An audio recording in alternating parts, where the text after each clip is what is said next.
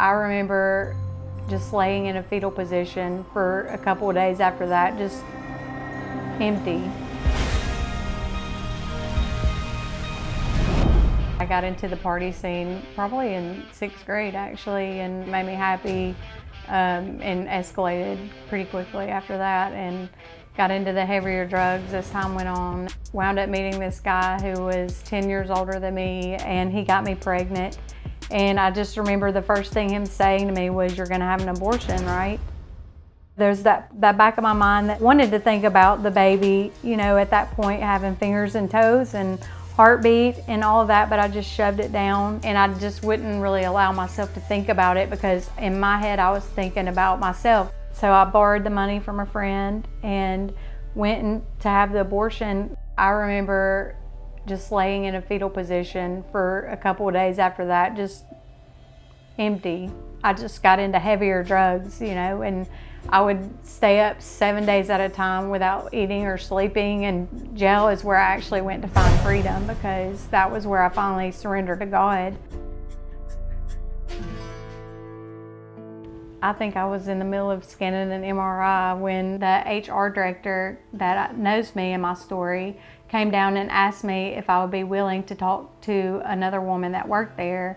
She had just found out that she was pregnant. She was just very despondent and upset about it.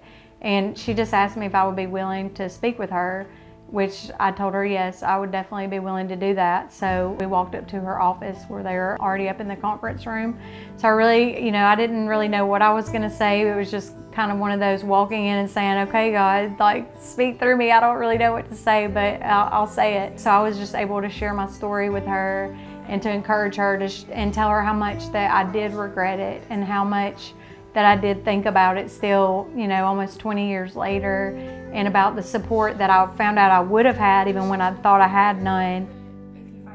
She kept going over the no options, What am I gonna do? Won't have this, won't have that, be alone. That was the encouragement I could give her, and to point her to Jesus and to different resources that could help, even if she didn't wind up having help and feeling alone at that point. But I think a big thing is you have all this fear on you, and it's hard to see reality when you're full of fear.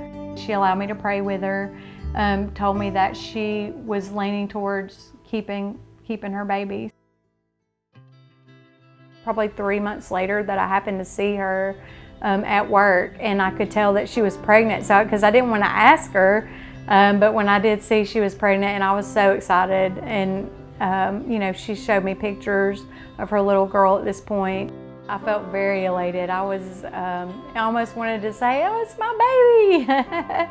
I just felt very fulfilled and almost like that's what I'm here for, you know. So yeah, she's very, very happy today that she did keep her. So very exciting. I've never felt, you know, this big call to be in ministry per se, but you know, it's whatever it is that He puts in your heart. Like, one thing is reaching out and just being love. I mean, whatever that looks like, do what's right in front of you. You know, can you make food? Like, can you help them, you know, bring them groceries, or can you buy extra diapers when you go to the store? They might look to 10 years down the road to say that one person I met that showed kindness to me that day was the reason I decided not to go through with an abortion. If the whole church could just do that, just to be willing to be loved to someone, then the whole world would be different.